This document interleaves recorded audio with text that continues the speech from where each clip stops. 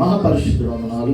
నన్ను మీరు మరుగుపరుచుకున్న వాక్యం ద్వారా మా అందరితో మీరు మాట్లాడిన ఎంతకుముందు మాట్లాడిన ప్రియులు ఉన్నారు, కొన్ని విషయాలు తెలియజేశారు. రవి అదేవిధంగా మరి హరిబాబు వారిని బట్టి కూడా వందనాలు చెల్లిస్తున్నాను. విన్న మా అందరిని బట్టి కూడా మీకు వందనాలు అయ్యే స్తోత్రం.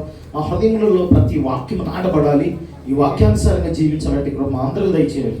మమ్మల్ని అందరూ బలపరచమని యేసు పరిశుద్ధం అడిగి పెట్టుకుని ప్రార్థన చేస్తున్నాం తండ్రి, ఆమేన్. ప్రియమైన దేవుని బిడ్డలారా, ఇక్కడ ఏమంటున్నాడంటే సహోదర ప్రేమ నిలువరముగా ఉండనీయుడి, ఆతిథ్యము చేయ మరొకటి, దాని వలన కొందరు ఎరుగకయ్యే దేవదూతలకు ఆతిథ్యము చేసిది అని అంటున్నాడు. సహోదర ప్రేమ నిలువరముగా ఉండనీయుడి, ఆతిథ్యము చేయట మరొకటి అంటున్నాడు. ఇక్కడ సహోదర ప్రేమ నిలువరముగా ఉండనీయుడి అంటున్నాడు. ఏ ప్రేమ అది? ఇక్కడ మనం గమనించాల్సింది ఏంటంటే సహోదర ప్రేమ అని అంటున్నాడు. సహోదరులు అంటే ఎవరు? మనమే. సంఘంలో ఉన్న వారిని మనలో ఫస్ట్ ప్రేమ నిలువరముగా ఉండాలి, కంటిన్యూగా ఉండాలి, స్థిరంగా ఉండాలి. అప్పుడు బయట వాళ్ళని ప్రేమించడానికి మనకి అవకాశం అనేది ఉండాలి. ఫస్ట్ మనలో ఉండాలి. ఇక్కడ సహోదరుడు అంటే అర్థం ఏంటంటే మన సంఘంలో ఉన్నవారు, మన అని అర్థం. ఉదాహరణ, మన కుటుంబం మామూలుగా భూసంబంధమైన కుటుంబం ఉంటుంది. కుటుంబం అన్నదమ్ముళ్ళు ఉంటారు. ఈ రోజుల్లో మనం చూస్తాం అన్నదమ్ముళ్ళ పరిస్థితి ఎట్లా ఉంటుంది? అన్నదమ్ముళ్ళు ఐక్యంగా ఉంటారా? చాలా కుటుంబాల్లో ఉండరు. మోస్ట్ ఆఫ్ ద ఫ్యామిలీస్ ఎక్కువ మన ఏళ్ల మీద లెక్కేసుకోవచ్చు అన్నదమ్ముళ్ళు ఐక్యంగా ఉన్నట్లు.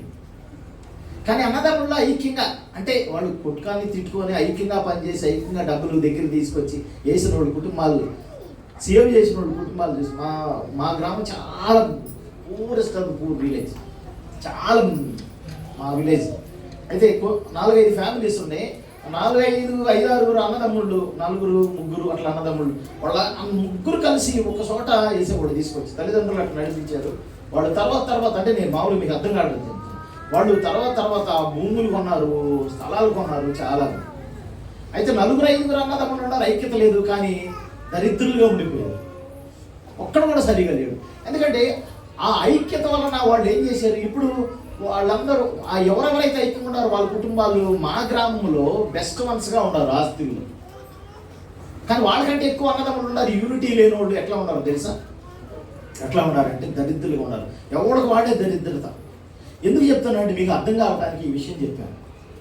అట్లాగే ఆత్మీయమైన మన సహోదరులము ఐక్యంగా ఉంటే అక్కడ ఆశీర్వాదం అని చెప్తున్నాడు. అందుకని 133వ కీర్తనలు అంటాడు, సహోదరుల ఏడల ఐక్యత ఎంత మేలు, ఎంత మనోహరం అంటున్నాడు. మనోహరం అంట. ఆ మాటలు చదవండి ఒకసారి. 137 కీర్తనలో ఉంటుంది.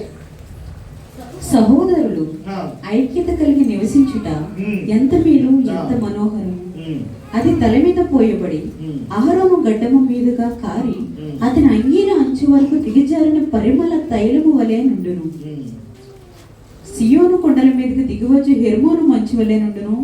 ఆశీర్వాదమును శాశ్వత జీవమును అచ్చట నుండవలనని యెహోవా సెలవిచ్చి ఉన్నాడు. దేవునికి స్తోత్రం, హల్లెలూయా.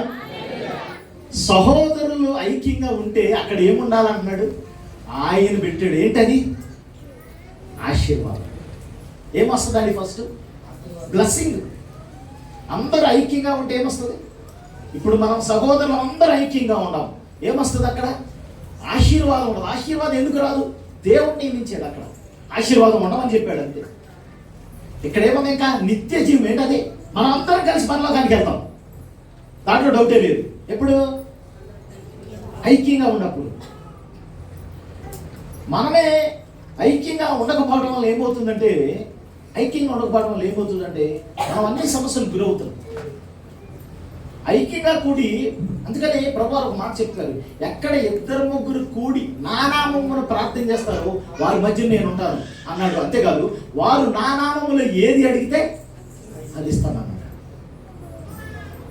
ఈ పరిచర్య ప్రారంభించినప్పుడు కొద్దిమందే మేము 40 days ఫాస్టింగ్స్ ఉండేవాడు. మామూలుగా ఈ 40 days ఫాస్టింగ్ ఎప్పుడంటే లెంటేస్ ఉంటాయి కదా, లెంటేస్లో ఉంటా ఉండేవాడు.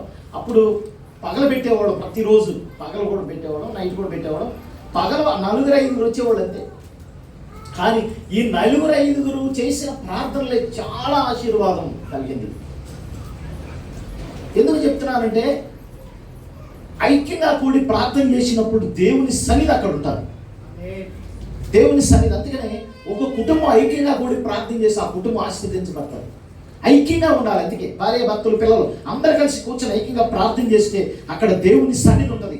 అక్కడ ఒక దరిద్రత ఉండదు, ఒక సమస్యలు ఉండవు, ప్రాబ్లమ్స్ ఉండవు. ఆ ప్రాబ్లమ్స్ సమస్యలు ఉన్నా కానీ ఎట్లా ఉంటుందంటే మనకి అసలు చాలా సింపుల్గా అనిపిస్తాయి. కాబట్టి దేవుని పిల్లలమైన మనలో ఇప్పుడు ఒక సంఘముగా మనం ఏర్పడ్డాం.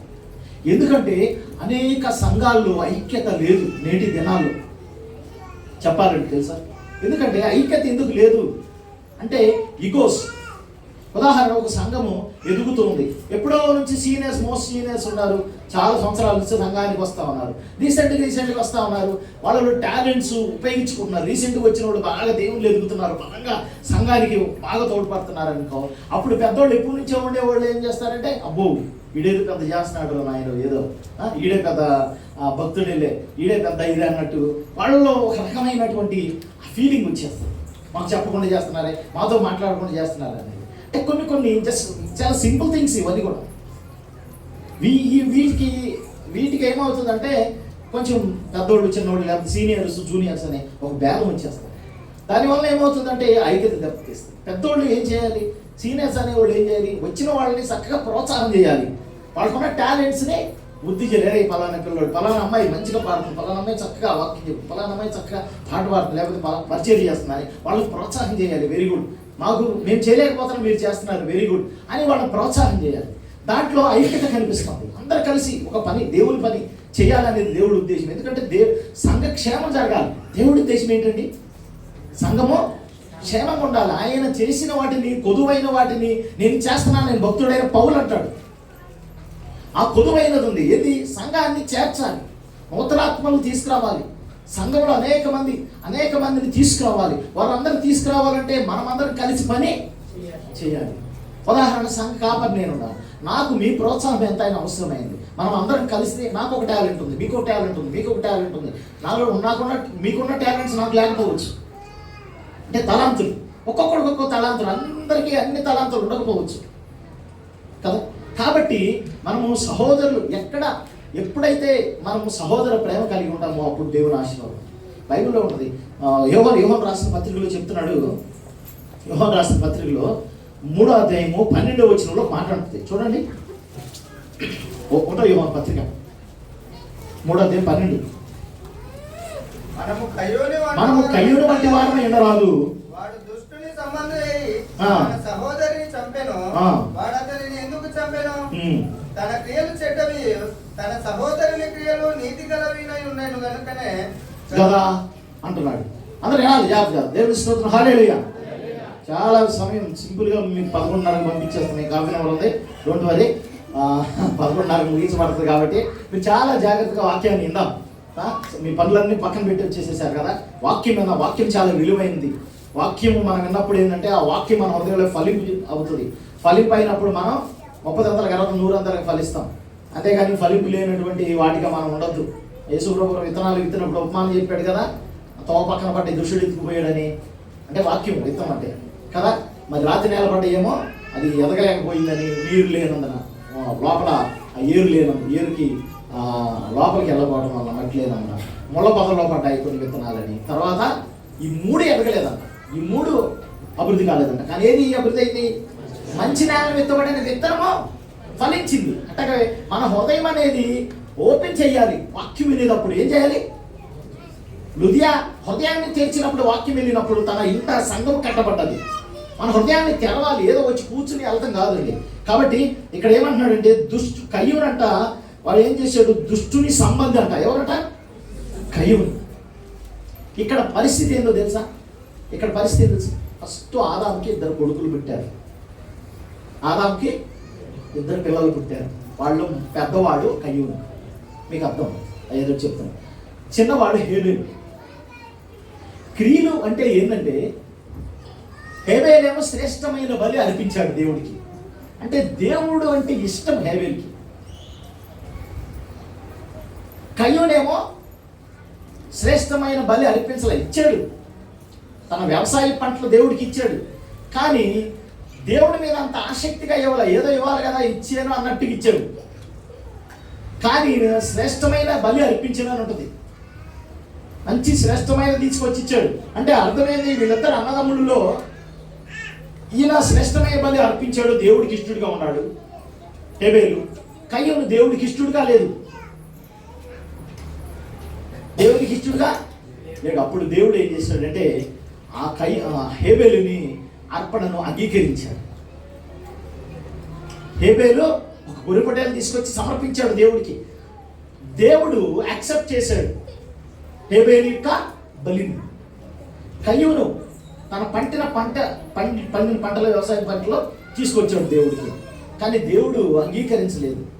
తన హృదయం ఏముందో మరి, తన ఎట్లా సమర్పించాడో దేవుడికి తెలియదు. తన హృదయం సరిగా లేక దేవుడికి సరిగా లేదు, సమర్పించాడు. దేవుడు యాక్సెప్ట్ అంగీకరించాడు.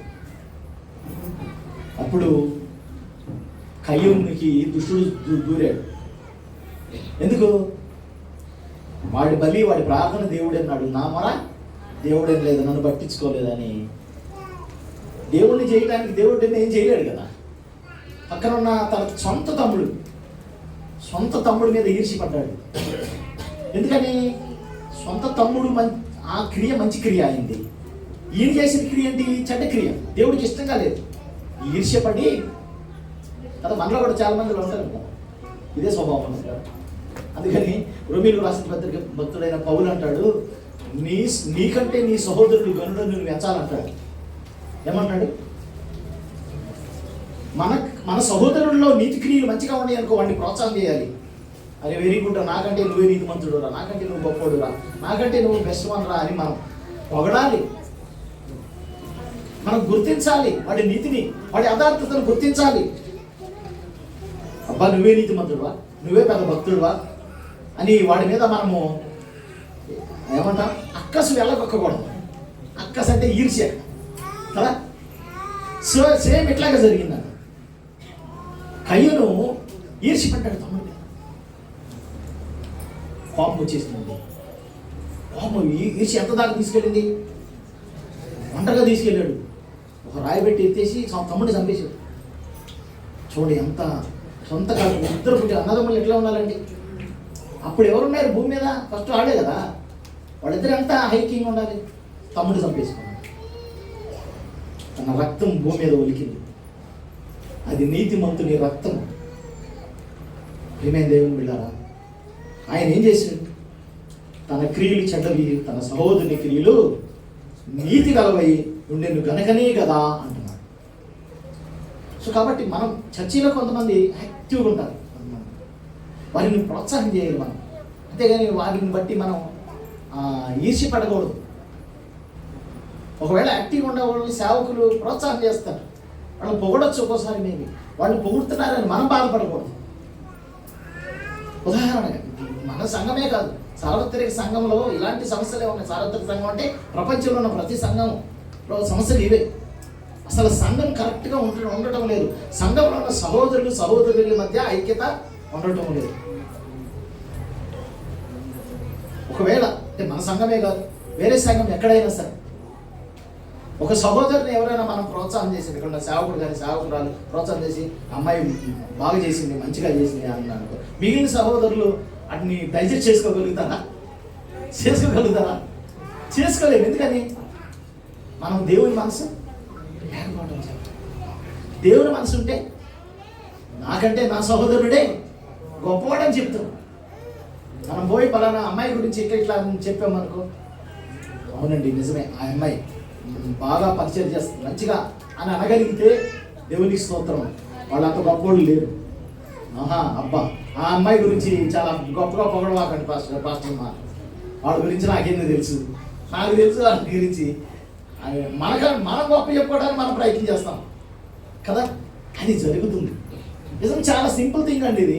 దీనివల్ల ఏమవుతుందంటే మనకు సంఘంలో రావాల్సినటువంటి ఆశీర్వాదాన్ని మనం కోల్పోతున్నాం. మన సహోదరులను మన ఐక్యత కోల్పోతున్నాం. శాశ్వత జీవాన్ని కూడా కోల్పోతాం చివరికి కదా. 14 వచ్చిన మనము సోదరులను ప్రేమించున్నాము కనుక మరణములో నుండి జీవములోని దాటి ఉన్నాడమని ఎరుగుదుము. ప్రేమ లేని వాడు మరణమందు నిలిచి ఉన్నాడు అన్నాడు. ఇక్కడ ఒక మాట అన్నాడు. ఏమన్నాడు?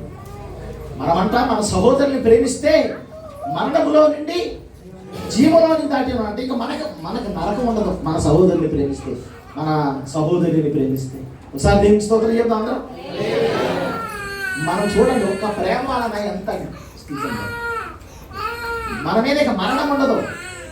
మన గురించి దేవుడు మరణాన్ని నుంచి తీసివేసి జీవంలోనికి మనల్ని దాటిస్తున్నాడు కదా. కాబట్టి ప్రియమైన దేవుని బిడ్డలారా, అందుకనే చూడండి 20వ వచనంలో మనము 4వ అధ్యాయం 1వ యోహాను ఆ అధ్యాయాల్లోనే ఉండండి, ఎక్కువ వచనాలు అక్కడే ఉంటాయి. 20వ వచనంలో ఎవడైనను నేను దేవుని ప్రేమించుచున్నానని చెప్పి తన సహోదరుని ద్వేషించిన ఎడల అతడు అబద్ధికుడగును. తాను చూచిన తన సహోదరుని ప్రేమింపని వాడు తాను చూడని దేవుని ప్రేమింపలేడు. చూడండి, దేవుని స్తోత్రం, హల్లెలూయా. ఇక్కడేమంటే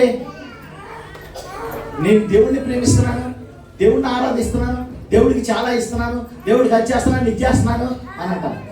కానీ మన సహోదరుని మనం ప్రేమించకపోతే నువ్వు దూరంగా ఉన్న దేవుణ్ణి ప్రేమించినట్టు కాదు. నువ్వు భ్రమపడిపోతున్నావు, చాలా భక్తి చేస్తున్నానని, చాలా భక్తిగా ఉన్నానని భ్రమపడిపోతున్నావేమో కాదు. నీ బలహీనుడైన నీ స్నేహితుడిని ద్వేషిస్తున్నావు. నీ బలహీనుడైన నీ సహోదరుడిని ఏం చేస్తున్నావు? నువ్వు ద్వేషిస్తున్నావు. ఇప్పుడు మన సమాజంలో ఎట్లా ఉంటుంది? కొందరు బలంగా ఉంటారు. హరిబాబు, కిరణ్, కొంతమంది ఉంటారు, నరసింహ, ఇక మంచి బలంగా హైట్గా ఉన్నారు. కొంతమంది చాలా చిన్నగా ఉంటారు. ప్రదీప్, రామకృష్ణ, వీళ్ళు చాలా చిన్నగా ఉంటారు.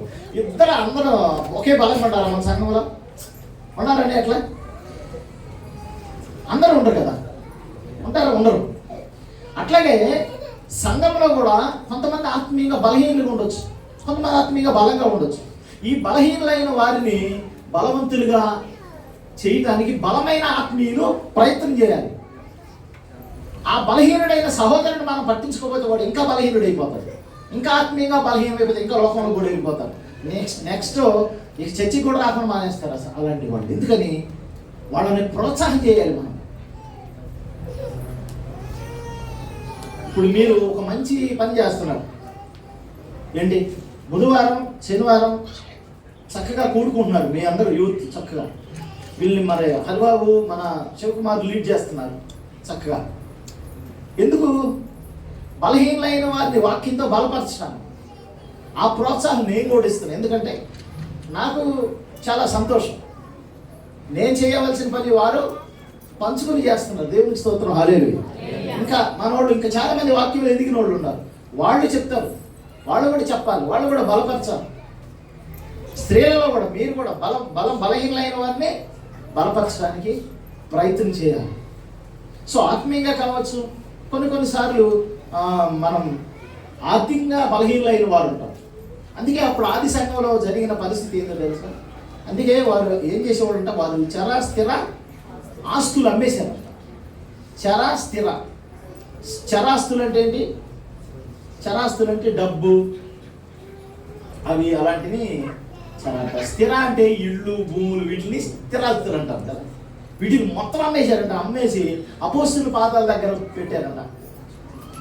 అక్కడ ఏముందో తెలుసా? వారి అక్కడి కొలది వారు తీసుకున్నారు. ఒక క్రైస్తవ సంఘము, సమాజంగా ఏర్పడిన మనము నిజంగా అలాంటిది ప్రాక్టికల్గా చేస్తే ఎంత బాగుంటుంది. ఇంకా ఆర్థికంగా బలహీనలైన వారు ఉంటారా? ఆర్థికంగా బలవంతులు ఉన్నారు, ఆర్థికంగా బలహీనలైన వారు ఉన్నారు. వీరిని సపోర్ట్ చేయగలిగారు అనుకో ఎంత బాగుంటుంది. ఉదాహరణకి అట్లా ఆ రోజుల్లో ఆది సంఘంలో మంచి ఎక్స్పెరిమెంట్ జరిగింది. తర్వాత కాలంలో జరగలేకపోయింది అనుకోండి. అంటే ఏ విషయంలోనే సరే, ఇప్పుడు ఒక సంఘము మనము మరి ముఖ్యంగా ఇప్పుడు సంఘముగా అనేక రకాలైనటువంటి, ఇప్పుడు మన భారతదేశంలో జనరల్గా ఏంటంటే కులాలు ఎక్కువ ఉన్నాయి కదా. సో క్రీస్తుని నమ్మటం ద్వారా ఏమైంది? కుల భేదం లేదు. ఇక ఇక్కడ భేదాలు ఉంటే పర్లోక రాజ్యం వెళ్ళకూడదని ఉంది కదా. మత భేదం ఉంది. ఇక్కడ మనం ఇప్పుడు తెలంగాణ ఉన్నారు, ఆంధ్ర ఉన్నారు, తమిళనాడు ఉండొచ్చు, లేకపోతే కర్ణాటక ఉండొచ్చు. మహారాష్ట్రలో ఉండొచ్చు. కానీ అందరూ ఒక జాతి భేదం లేదు, ఇక్కడ ఏరియా భేదం లేదు. అందరూ ఒక్కొక్క పిల్లలుగా ఉన్నాం, క్రీస్తు రక్తంలో కడగబడ్డాం కాబట్టి.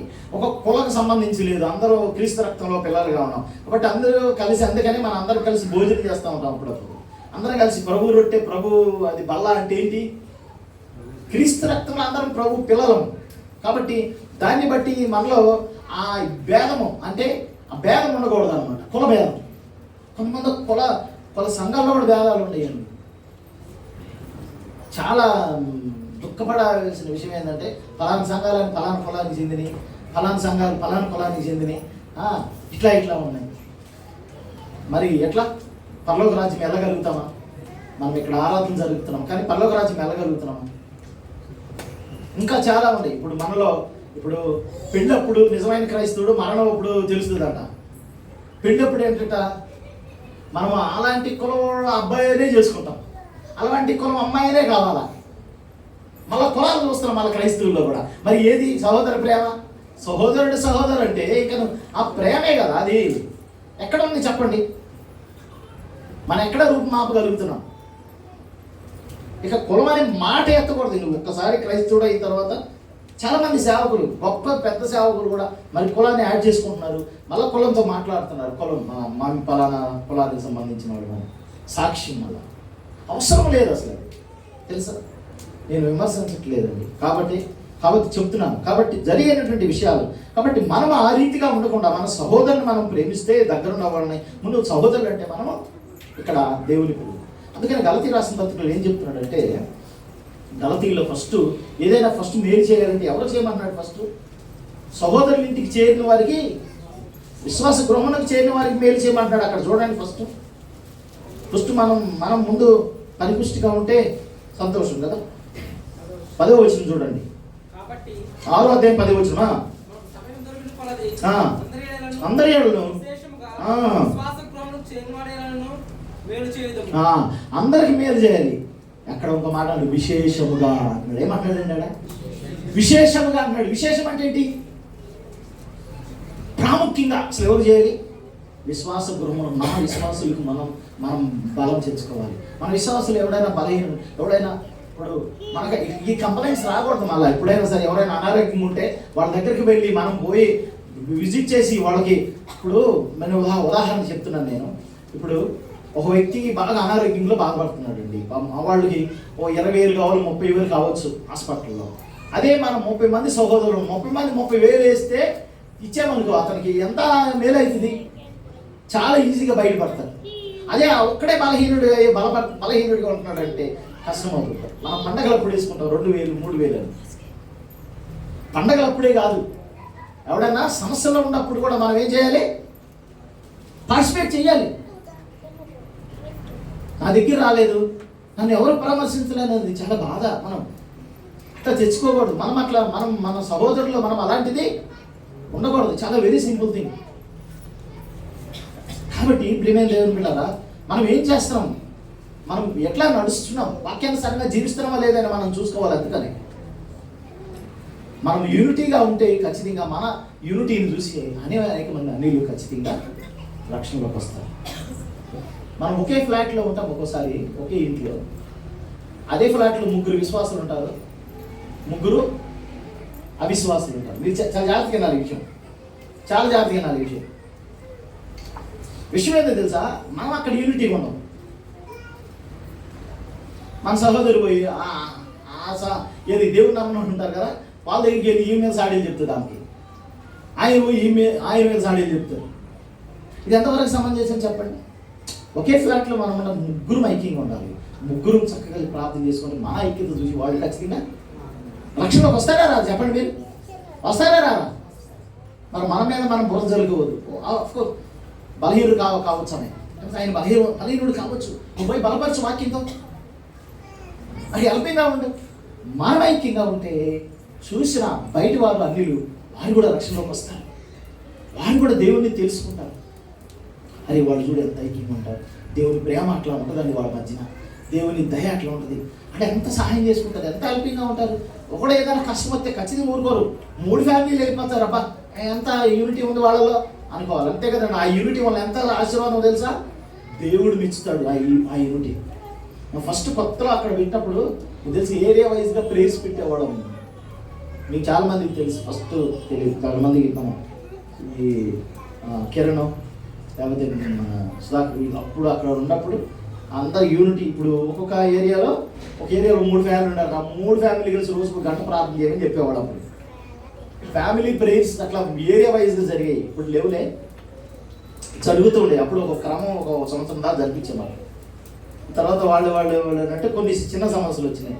చిన్న సమస్యలు ఎట్లా వచ్చినాయి అంటే ఏంటంటే, వీళ్ళు ప్రార్థన కూడి 1/2 గంట ప్రార్థన చేసి 30 గంట ముచ్చట్లు చెప్పుకునేవాడు. ఇంకొక 30 గంట ఎక్కువ అయ్యేసరికి ఇంటికాడ భర్తలు ఏం చేసేవాడు, గొడవ ఏంది ఇంతసేపు ఉండి వస్తున్నాడు. చాలా సమస్య వచ్చింది. అట్లా కాకుండా మనం ప్రార్థన అంటే ప్రార్థన చేసి వచ్చి చేయాలి అంతే, ఇంటికాడ పని ఉండదు. అలాంటి కొన్ని విన్నా నేను. ఎందుకు ఇట్లా మీరు యాక్సెప్ట్ చేస్తలేదు మీ భర్తలు అంటే ఇదే సమస్య. అంటే ఆడపిల్లలు ఇంకా మగపిల్లలు ఆడపిల్లలు అందరు కలిసి కూర్చొని ప్రార్థన చేసుకుంటే ఇంకా బెటర్. సో కొంచెం ఆడపిల్లలు ముందుంటారు కాబట్టి భక్తి విషయంలో, అందుకని వాళ్ళ వరకే కూడుకుని ప్రార్థన చేస్తారు వచ్చి కూడా. అట్లా ఎంత మేలు జరిగిందంటే, బలహీనంగా ప్రార్థన చేయని వాడికి ప్రార్థన చేయటం వచ్చేది. వాక్యం చదవడం రానివాడు వచ్చి ఫుల్ ఫీట్ దగ్గరికి వచ్చి నుంచోనే వాడికి వచ్చి నుంచుని మరి చేసేవాడు. నేను ఎక్కువగా ఫుల్ ఫీట్ దగ్గరికి వచ్చి నిలబడి ధైర్యంగా మాట్లాడాలి, ధైర్యంగా సాక్ష్యం చెప్పాలి, ధైర్యంగా వాక్యం చెప్పాలి అనేది ఎక్కువ చూస్తాను అందరిలో. అందుకనే కీర్తనలు అందరికి ఇస్తుంది, సామెతలు కూడా అందరికి చెప్పాలని చెప్తుంది. ఎందుకంటే ఒక ధైర్యం వస్తుంది. నువ్వు ఎక్కడైనా సువార్త చెప్పాలి, పోయి కొత్త ప్రాంతాల్లో సువార్త చెప్పాలంటే నీకు ఒక ధైర్యం రావాలి. మనం ఆడికెళ్ళి మనం పోయి వాళ్ళేం బలవంతులు అవుతారు, మనం బలహీనలు అవుతారు. ఒక 4 చేస్తారు. నేను కొత్తగా సువార్త నమ్ముకుని ప్రభు పరిచయం చేసినప్పుడు కంపెనీలో చేస్తున్నాను. రవి చెప్పాడు, కంపెనీలో 4-5 వచ్చేవాళ్ళు ఎంప్లాయీస్, పెద్ద వాళ్ళు అందరూ వచ్చి నాకు వాదం చేసుకున్నారు. ఎందుకు నమ్ముకున్నావు యేసు ప్రభు, నువ్వు కూడా ఎందుకుడే కదా అనేవాళ్ళు. వాళ్ళ 4 కూడా కంట్రోల్ చేసి పడేసేవాడు నేను. ఎందుకంటే వాక్యం తెలుసు, అంతా తెలుసు, నాకు జ్ఞానం తెలుసు కాబట్టి వాళ్ళతో ఎట్లా మాట్లాడాలో అట్లా మాట్లాడు. మనం ఏదైనా ఒక క్వశ్చన్ వేసినప్పుడు మనం చెప్పలేమనుకో ఏమవుతుంది అప్పుడు. అందుకని వాక్యం ఎక్కువ నేర్చుకోమని చెప్పారు. జ్ఞానము దేవుడి దగ్గర అడిగితే జ్ఞానం దేవుడు మనకి ఇస్తాడు. అందుకని ప్రియమైన దేవుని బిడ్డారా, నేను చెప్పే ఈరోజు దేవుడు మనందరితో మాట్లాడుతున్నాడు ఏంటంటే సహోదరుల ఎడల ఐక్యత ఉండాలి అన్నమాట. ఇంకా చాలా విషయాలు మనం గమనించినట్టే, ఉదాహరణ యేసు ప్రభు చెప్పాడు.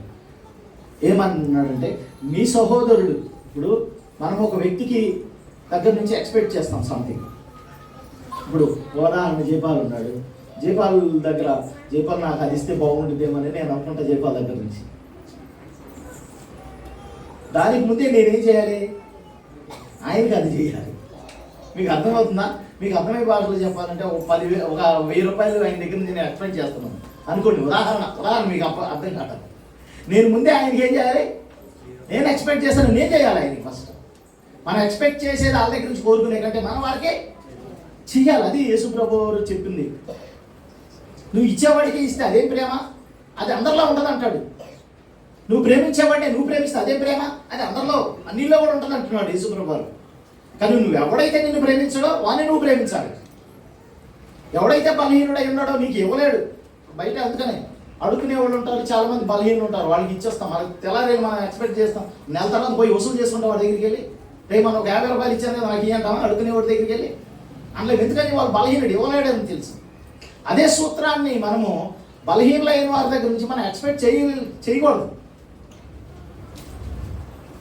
అన్ని విషయాలు ఏదైనా సరే, హెల్పింగ్ విషయంలో కానీ లేకపోతే వారిని పరామర్శించే విషయంలో మనం ముందు చేయాలి. We do first.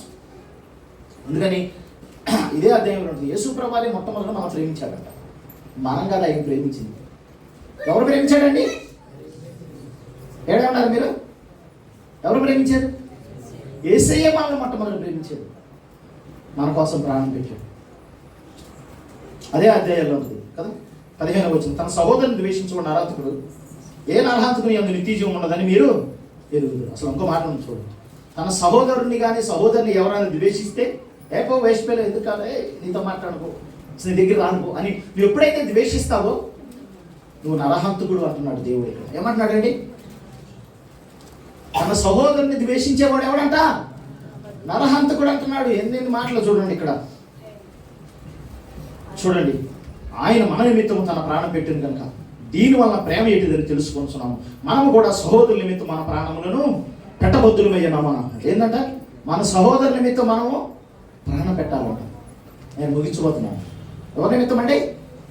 మన సహోదరుల మీద మనం ప్రాణం పెట్టాలంటే నీ ప్రాణం పోయి మెడకాయ కూర్చున్నాడు పడేయటం కాదు. ప్రాణం పెట్టాలంటే కొంత త్యాగం చేయాలి. ఇందాక హర్బాబు చెప్పి ఒక మాట మరి ఎలా చెల్లించాలి అని ఏమన్నాడు? ఇదే విషయాన్ని యేసుప్రభు ఏం చెప్పారు తెలుసా? నీ సహోదరుడు నువ్వు సంపాదించుకోవాలంటే ఈ ఈ అన్యాయపు సిరిని ఖర్చు పెట్టి నీ సహోదరుడు నువ్వు సంపాదించుకోవాలంటాడు యేసుప్రభు. అన్యాయపు సిరి అంటే ఏంటి? అన్యాయపు సిరి ఏంటి?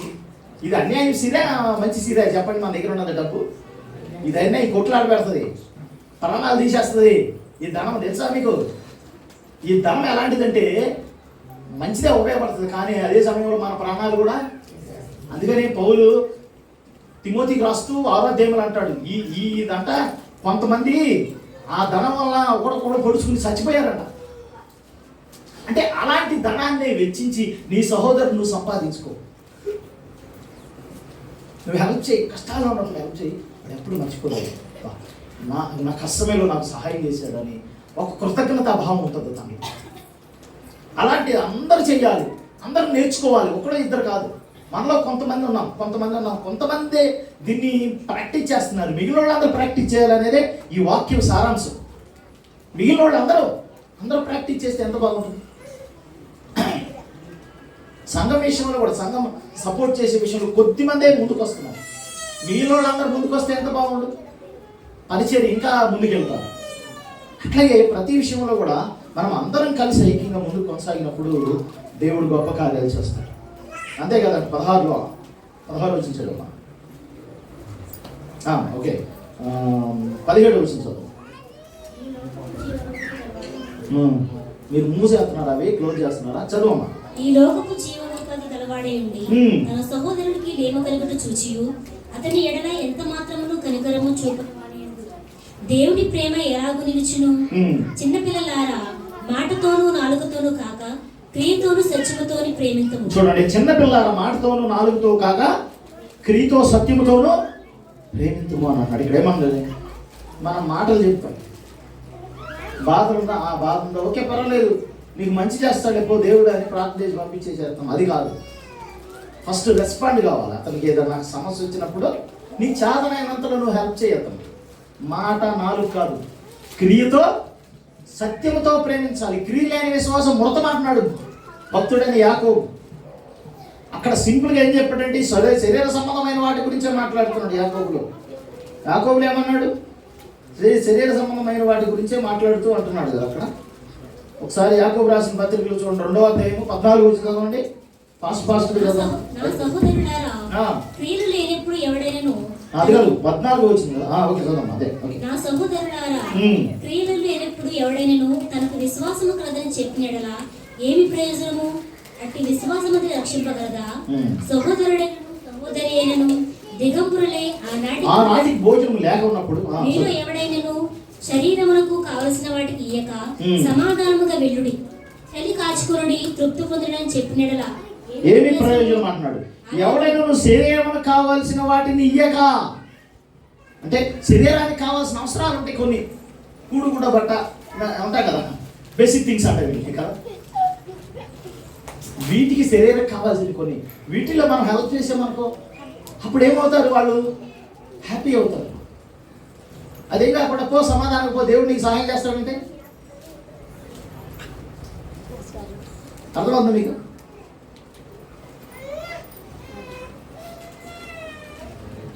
ఇప్పుడు ఒక వ్యక్తి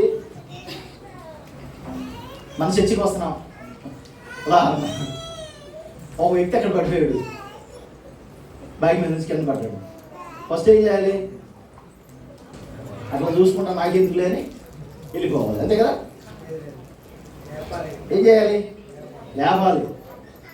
ఒక గాయం అయితే ఏమైనా కొంచెం పక్కన నీళ్ళు తీసుకొచ్చి కొంచెం పొడి తాగురా బాబు అన్నది మంచిది. సో బేసిక్ థింగ్స్ అన్నమాట. కొంచెం మరీ సీరియస్ అనుకో, ఫోన్ చేసి 108 ఫోన్ చేస్తే వస్తారు, తీసుకెళ్తారు. ఉదాహరణగా అంటే రెస్పాండ్ అంటాం. దీన్ని ఏమంటారు? రెస్పాండ్ అవ్వాలి. నాకేం పట్టదు అంటుంటే దేవుడు కూడా నాకేం పట్టదు అన్నట్టు ఉంటాడు మీ విషయంలో. నాకేం పట్టదు అన్నట్టు ఎప్పుడు ఉండదు. ప్రతి విషయాన్ని మనము పుచ్చుకోవాలి. ప్రతి సమస్యలో మనం ఇన్వాల్వ్ అవ్వడానికి ప్రయత్నం చేయాలి. ఎందుకంటే ప్రభువారు ప్రతి సమస్యలో ఇన్వాల్వ్ అయ్యాడు కదా. ఆయన రోగులు స్వస్థపరిచాడు కదా.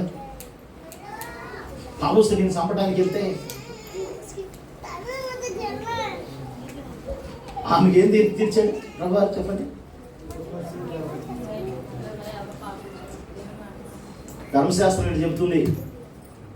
రాళ్ళు పెట్టి కొట్టి సంబంధం. రాళ్ళు పెట్టి కొట్టేసేయండి ఏమని అన్నాడా? ఆగండి. మీలో ఎవడు పాపం చేయలేదు ఫస్ట్ ఆ మీద రాయేయండి అని యేసుప్రభు వారు మంచి టెస్ట్ పెట్టాడు. అది ఏమన్నాడు? పాపం చేయనివాడు ఎవడు ఉంటాడు భూమి మీద?